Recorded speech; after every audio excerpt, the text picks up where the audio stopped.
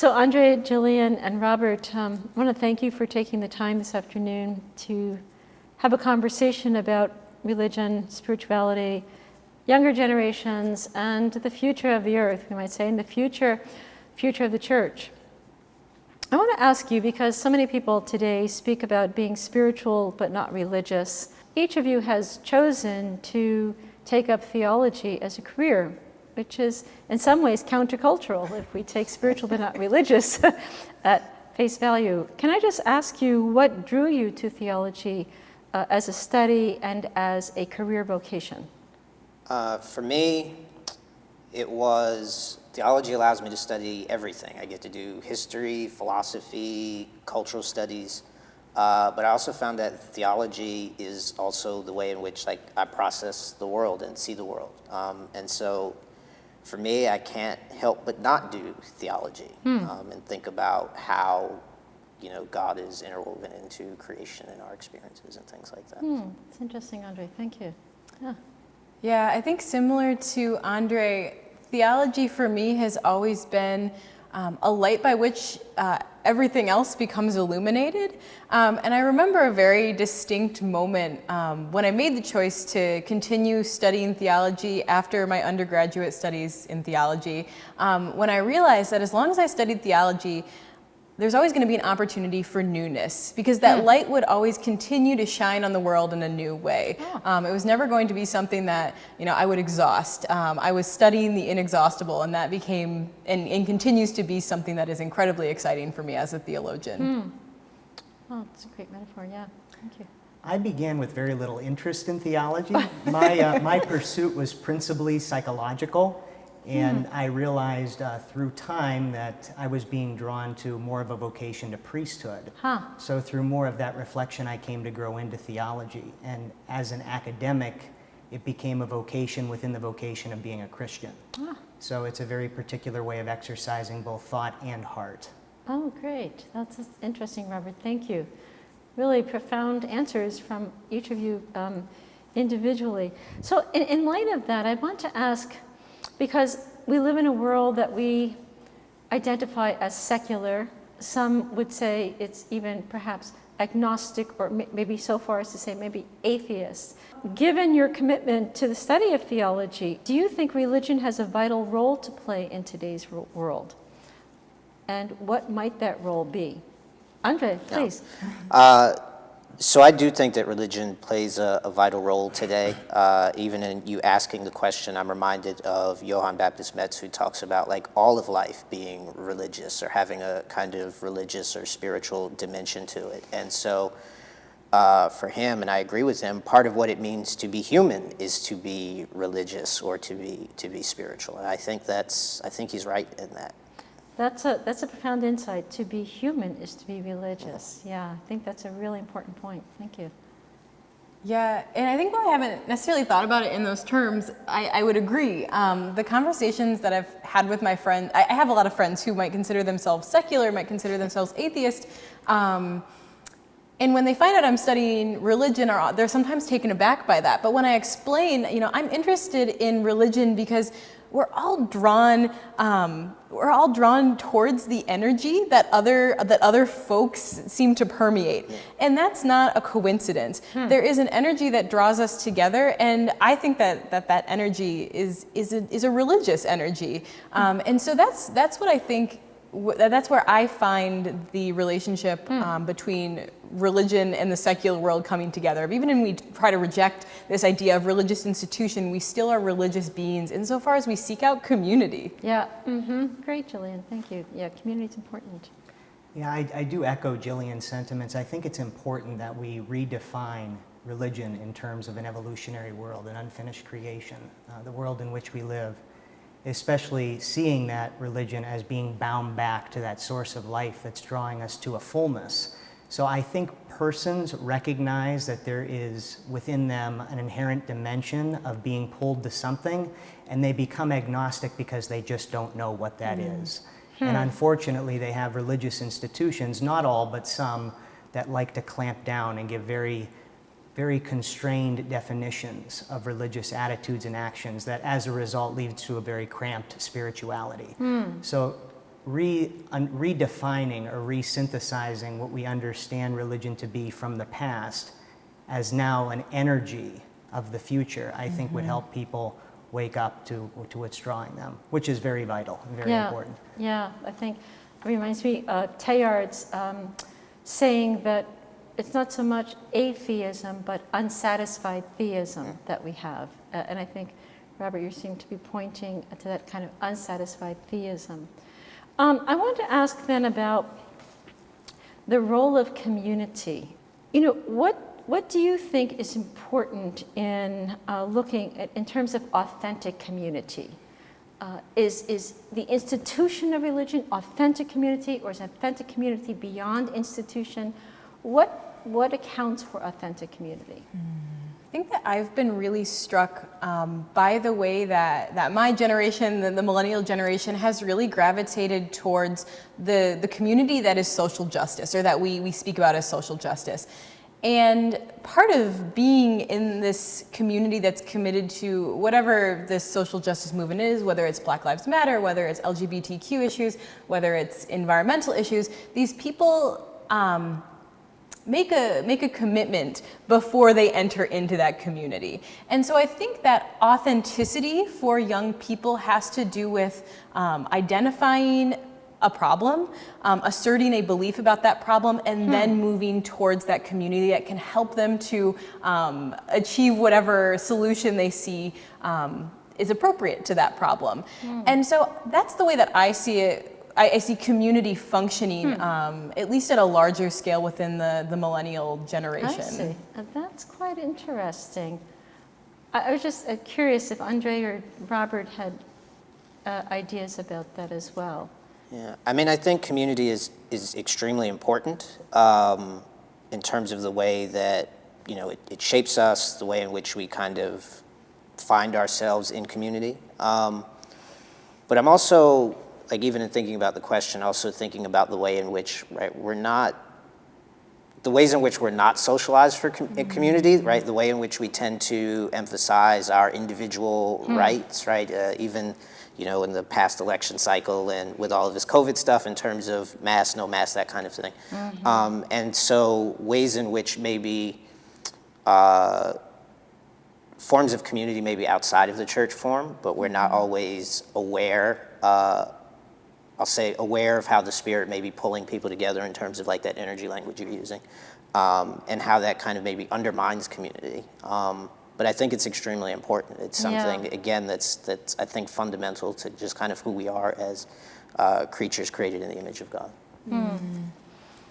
It's good. I want to go back to something Jillian said, and you said younger generations identify a problem and then look for the community that can best address that problem. I wonder if that's a little bit different from, just by way of comparison, say my generation. Well, my generation, it kind of inherited, you know, we were born into a culture of religion, but it was also the place where we grew into an identity, a religious identity. And I was wondering, you know, this question of identity vis-a-vis community, is it true then identity does not play much of a role then in terms of the community, and which community a younger person chooses to identify with? Do I join a community because I am seeking to, in a sense, know myself in a deeper way?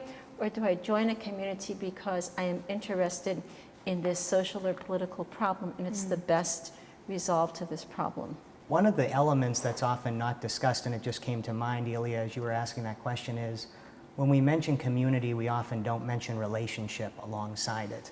So relationship helps us understand that while we're in a community, we're not in community alone.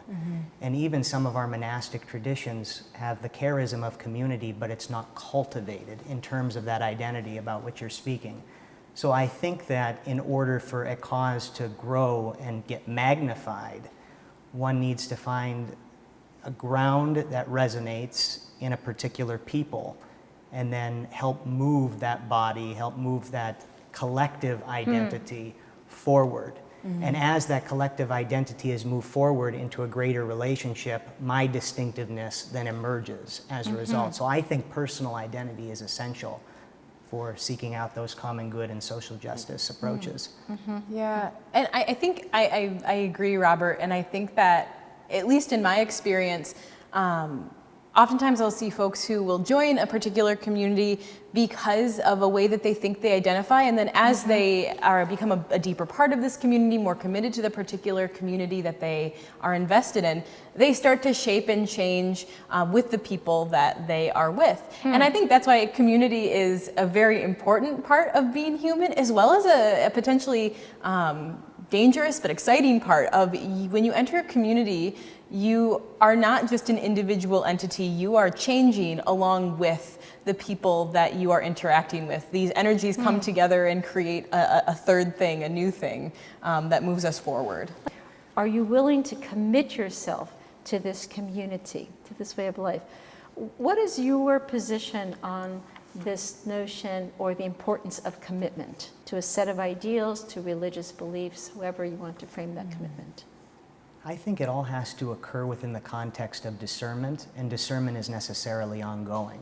So I think it's being committed to the commitment itself at any given time, and knowing honestly and full well that who I am right now is being amplified by others who seem to be about a common good, who seem to be about a common concern, and can then help me decide, is this working for me in the midst of these others who seem to think like-mindedly. It's obviously not all about like-mindedness, but discernment within a community helps you know if I should stay committed to this, and it's in fact working both for me and for the group at large. So it's ongoing. I don't think commitment necessarily has to be a one fell swoop, but I do think it has to be done honestly, and I think it can only be done honestly when we continue to build our integrity. Oh, okay, that's really good. So in other words, it requires an ongoing conscious participation, commitment as being consciously aware of what I'm doing within this body of relationships. Andre or Jillian, did you have anything? I'm thinking, so when you mentioned commitment, I started thinking about the passage in the Bible about love the Lord your God with all your heart, mind, and soul. And that's what comes to mind when I think of commitment. It's me giving my whole self over to this thing or these commitments or these beliefs. Right? It's not just something that is a totally irrational kind of thing that I just think about or something that's totally emotive, but I give my whole self over to this. And in giving myself over to it, I'm also changed and transformed in and through it. Yeah, I think that's an important point, to give oneself over to something more than oneself, beliefs, or which means in a technological age, right, where everything is by the touch of a button, where like a social media site, I don't want to be your friend anymore, delete, right? So commitment becomes very superficial. In other words, I'm committed to this friendship, if it serves me well. But what I hear you saying is this commitment of, in other words, you're trusting that this is where you belong in this community or this set of values, and you're willing to hand yourself over. I think that's radical, and that's countercultural in some ways. Yeah, and I think to speak to that countercultural nature, I think that I notice a lot of young people are hesitant to make commitments, are hesitant to be committed Christian adults, or to take long-term jobs, or to get married, or to complete a certain lengthy period of study. And I think in my own reflections, that has to do with the fact that a lot of systems that we're asked to think about when we're very young, even in our teen years, are closed systems. They don't give us, it seems like that if we commit to something, we're locked into it for life. And I think that that the reality is a commitment within a closed system is eventually going to burn someone out, and it will cease to be a commitment at some point. However, when you commit to something that you're willing to recognize that you're going to change and grow and transform, that's when a commitment can really be possible for a young person to sustain throughout their entire life. That's very interesting. That's a really good point, Jillian, right? Commitment within an open system, right? In other words, where the system is open to the environment, to new ideas, to new ways of doing things, versus a closed system which says, this is the way you do it or you're out, right? Yeah. It's this way or no way. That's really good.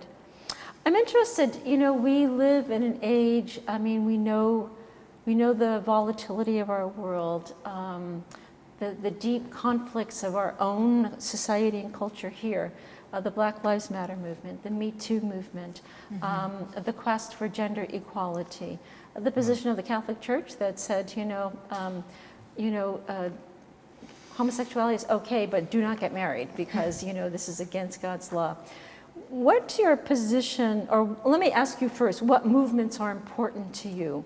And my second question is what role do you see in your generation playing in these movements today? I think my first answer is all of the above. I think that a lot of people my age would answer similarly. I think that is a good thing, and it also can mean that young people are stretched very thin in their commitments to social equality on a lot of different fronts. However, I think these movements are important because it's our generation that's recognizing that the systems that we have in place are not only no longer resonant with the times that we live in, but they're oppressive. We have science, we have culture that reveals new attitudes and new ways of being in the world, and if we don't catch up, we will fizzle out. We will become more deeply separated from one another.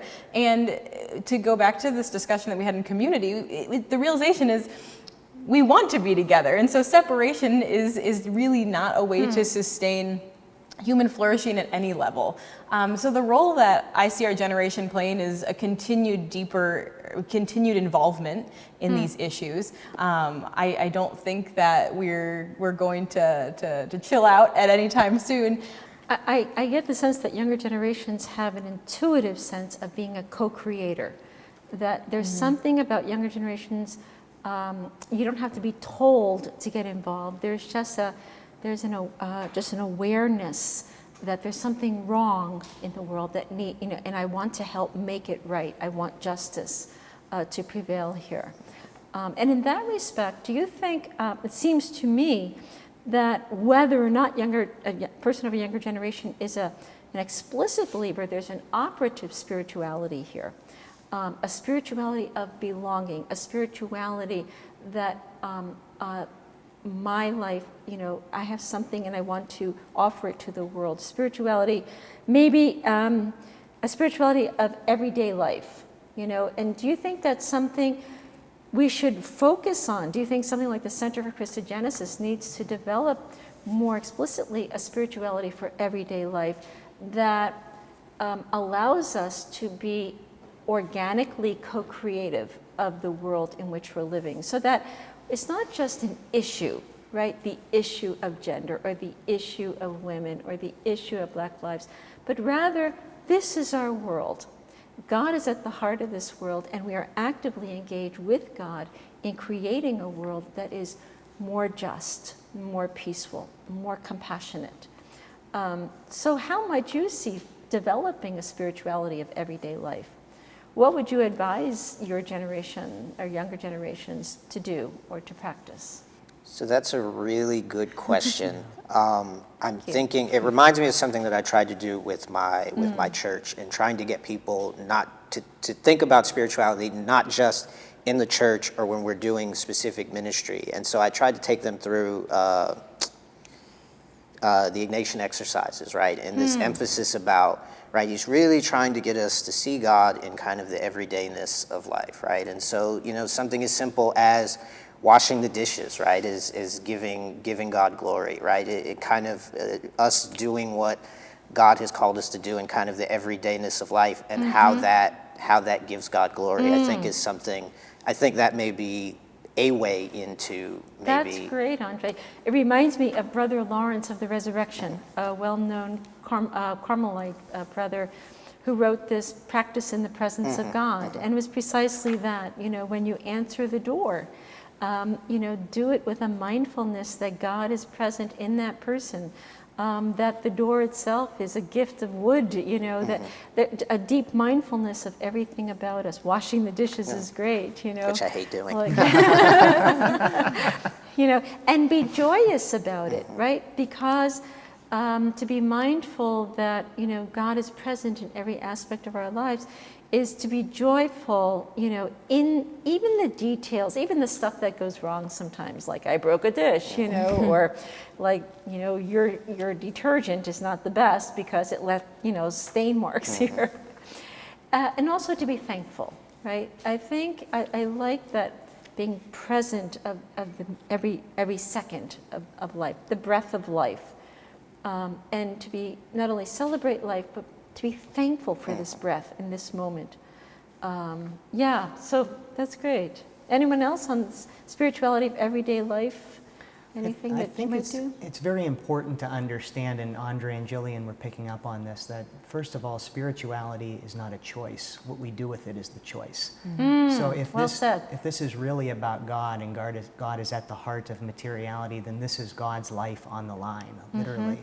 And so what we choose to do with our spirituality, the adhesiveness, the glue of our humanity, is either building up the body of God or betraying it.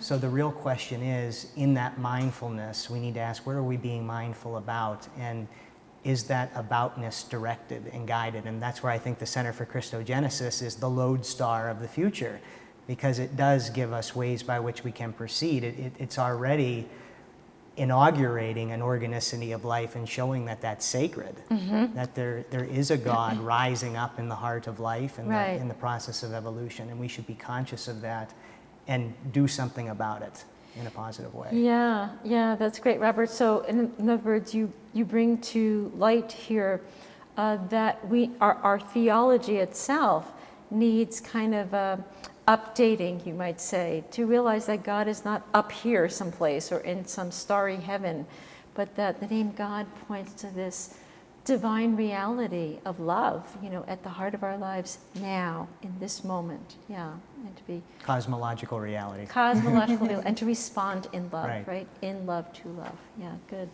Jillian, did you have anything? Yeah, I do want to echo a little bit what Robert said. I think that young people really seek, as soon as there's a certain thing that they're passionate about, a certain issue that they want to resolve, a certain community they want to be a part of, they look for praxis. They want to have ways to be engaged and involved, and they want to know what they can do now. And so I think that, unfortunately, the institutions that our society looks to be the ones who are pointing young people in the proper direction don't take strong stands. And so I think young people look to organizations, to communities that are willing to say, we agree with you, and here are ways that we are helping you to make those practical steps.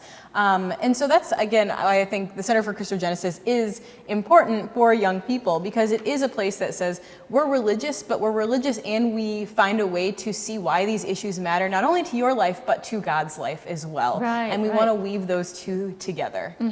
Yes, thank you. Thank you for underscoring what we're trying to bring together is the events of our lives, the world, politics, culture, and religion. In other words, as each of you has said in different ways, religion is that energy, that core energy that's operative in all aspects of our lives. How we're tethered to that energy, how it animates our lives, then plays out in the communities we choose or not, the choices we make, and our willingness, right, to be engaged. How willing are we to give our own lives? Going back to Andre's notion of commitment, I hand myself over. And I think sometimes older people, I can speak for my own generation, we tend to be a little bit self-preserving. Like, how much do I really have? How much time is this going to cost me to do this? How much do I really want to get involved? And will it really disrupt my television, programs in the evening? And so we don't want to upset our comfortable lives. And I think what I see with younger generations is we need to disrupt the comfortable, that we can make then the uncomfortable more comfortable for all, Absolutely. right? And not just a few. So I really do appreciate. Do you think, in your view, do you see older generations are willing to learn from younger generations? To a degree. To a degree. Can you say a little bit more, Andre? Yeah, so I find that in my church experience that people of an older generation, they want younger people's help, but they also don't want to relinquish control. And so it's like, we want you here, but we want you here and we want your input according to our terms and what is familiar to us, see. right? And so anything that doesn't fit into that nice, neat box, then you tend to get problems. I see. Is that your experience as well? Yeah, I think I can also speak from the time that I spent working in a church, and I was very young when I started in this particular position, and I was ministering to people even younger than me. And I noticed that my students, of course, they were younger than me, they trusted me, but I was, I think, doted upon by some of the older church ladies. But with that being said, I think that can be, it was harmful, I think, to me as a young person in a position where I was supposed to be learning to be a leader. These older people who clearly looked down on me made me look down on myself and question, was I doing a good job? Am I capable of doing a good job? Am I really wise or good at the thing that I've been asked to do? And I think that is something that young people, when they realize that they are good at something or passionate about something, they can really go and make a difference because they have this energy. Yeah. However, if they're not supported, and I don't mean that in they need an older generation to hold their hand kind of way, but if they aren't recognized as valid in the thing that they've chosen to be passionate about, that passion can dwindle very quickly. Can be stifled. Absolutely. Yeah, I appreciate that. There's a particular type of person in the church that is unwilling to learn, and I think it's the persons who were of a different school when it comes to theology. And in fact, they're actually not focused on theology at all. They're very catechetically based. And so they're unwilling to see any theological proposition as valid. Right. And right there, it becomes a double-edged sword because it's not only a theological proposition, but unfortunately it's kept there because it's suspect. It's never given the chance to go deeper or to penetrate into the human experience to get to a deeper fullness. Right. So I think, just speaking from my experience of 5 to 6 years in the seminary program, the persons in the pews who I think have an openness to learning about God only want to know about God insofar as it reinforces a pre-existing catechetical teaching. I see. So God is not newness. Yep. God is preserved in the Right. dust. Yeah. And I think that's a real concern. And so, I think behind a lot of what you're saying here, Robert, is that there's tremendous fear. Right. There's a fear, especially I think of older generations, that if I were to let go of the understanding of God that I had and to engage or accept a new understanding, what will that mean in terms of my eternal salvation? Right, Will God judge me harshly? And so there's a lot of fear because the old narrative had built in a lot of those fears, that we were fallen creatures, that flesh is weak, that maybe we don't think clearly about God sometimes. So we need guidance from our priests or those in the church, and therefore this question of being divinely responsible for one's life, to be a believer, to be a religious person, to be a person engaged in life is to be a responsible person. That I own my thoughts, I own these ideas, and I'm willing to act on them. And sometimes I think it's helping older generations, my own generation, to let go of the control and to know that God is, much bigger, much more dynamic, and God is unconditional love. God is ever faithful. That even if we go wrong, even if I make the wrong choice, God will always be there. And that kind of freedom, I think, can be liberating to say, let younger generations choose. However, that where God is leading them in a new way, and trust that it will lead to a future fullness of life. I myself have learned over the years, teaching undergraduates, that I am less and less teacher and more listener. And I think, and I wonder sometimes if my generation and similar generations in the older group, we don't listen to younger generations. We don't hear, because God is already at work there. I think the seeds of, what the new is percolating in younger generations because they see the world with different eyes and they hear the world with a different ear. And education, to me, is drawing out that which has been planted in this life, and rather than saying, no, here's really what you have to believe, I don't know what's going on in you, but here's what you need to know. And I think sometimes even from an educational perspective, we need to turn the tables and be, you might say, listeners and maybe watering cans. We water the seeds, we might nurture the soil with some good potting soil, but we allow that plant to grow from within. And I think we would see a very different type of spirit, a type of religion that could be then organic, a new way of being in relation to God, etc., much of which you pointed out. I want to ask you here, because wisdom, a lot of what you're saying speaks to me of a profound wisdom at work in our world today. Can I ask each of you, what has been the source of wisdom for you, or who has been a significant figure of wisdom in your own lives? Well, I want to hop on what you just said about education, Ilia, because education and my studies in theology, my relationship with my theology teachers has been a huge part of my formation, not only as a student, but also as an actor in the world. And a few minutes ago, you spoke about this idea of turning the tables and what if teachers could learn from students. And I think that instead of turning the tables and the teacher relinquishing control, we could tilt the table and recognize that that students and teachers are not, it doesn't have to be a hierarchical relationship, but Right. students and teachers are engaged in a mutual act of co-creation that our mentors, our teachers, whatever we choose to call them, draw something out of us, but we also, as students, as mentees, are able to draw something new or plant something new into our mentors, and we grow together in that way. And that's been my experience of wisdom. It's always started with a teacher or a mentor, but then my engagement in the world has changed as a result of that. And it's no longer just my mentor who's the one who helps me to see the world differently. The world itself appears differently to me and becomes a teacher because I have a third eye, a new eye, in which I can begin to see things fresh. Oh, that's profound. That's really great. Thank you. Yeah. And that's really the whole purpose of insight, too. Sometimes the lesson comes before the teaching. And the teacher, the wisdom figure, I think has the responsibility to lead us to the water, not to make us drink, but to make us thirsty.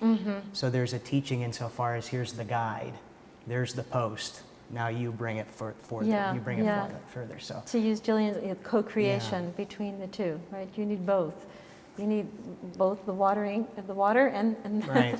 and the source. Yeah. I'm thinking about like Hebrews 11, like we're surrounded by such a great cloud of witnesses. And so I'm also thinking about, when I was a child, my mom used to have a picture Bible, and my mom is no biblical scholar or anything, but she would, read me the stories, and she would buy me the tapes, and I would see, my dad reading his Bible and my pastor. And so watching the lives of people has really been a teacher for me. And that has also shown me how, like, pedagogy just doesn't happen in the classroom, right? But it happens again in the everydayness of life, right? Oftentimes in the areas in which, we see something or we experience something and we don't quite pay attention to it, or we kind of let it pass and we're on to the next thing, right? But there's, in those moments, right, we oftentimes encounter the Spirit. In those moments, right, we're oftentimes taken aback and realize, oh, this is kind of a God moment right now. Or something, It's really important, Andre, insofar as I think sometimes our culture, we think we are alone. Like I'm just, the old saying, like, who cares what I do? And so we're not aware that we're a mimetic species. We do imitate others, and children are always looking, even in the grocery store, in the post office, walking along the street, the parent-child relationship, or the pastor-disciple relationship, that we do affect one another. And it does matter then how how we are together. So I go back to that term co-creation, which Jillian has highlighted for us, and I think that's really important to know that whether it's a 5-year-old, or a 95-year-old, that there's a co-influence here. And a child is, as a learner, is always seeking models and ways of forming a self-knowing, a self-identity. And so I think it's important for us to be responsible citizens of the earth, to be mindful spirits in the world, if we can use Ronner's language, that we can no longer afford to be unconscious about our lives. We can no longer afford to be in this quasi-privatization that, I don't bother others and they don't bother me. The fact is, you do bother others and they do bother you. And so to come back to our deepest reality, as David Bohm, the physicist, once wrote, we are part of a cosmic whole. In our cosmic, we may seem separate as peoples and cultures and societies, but we are part of an interconnected whole in our cosmic roots and share in the same cosmic process. And I think sometimes part of our endeavors at C4C, at the Center for Christogenesis, is growing into the deep connectivity that we are together. And therefore, the question of spirituality and religion may be ever more vital today than it has been certainly in the previous century. It plays a new role. It plays a new, if I can use the term fascia, a lattice work. What binds us together? The truth is, there is something that binds us together, that keeps 3 young people on a couch together, and their older professor, standing nearby, and yet we're, those are just rubrics. On a deeper reality, we are part of an interlocking whole, a core energy of life that Teilhard would name as love. Love as the binding energy. Maybe my final question would be: do you think love could indeed be, if we were to, in a sense, promote, deepen, and envision love as the core ethic and energy of life, do you think we could move to a planetary ethic of love and compassion as binding the human community around the earth? I certainly hope so. I think that in the West, we certainly live in a culture in which love can mean so many things, or at least we think it can, that I love my dog, I love my school, I love taking the train to work.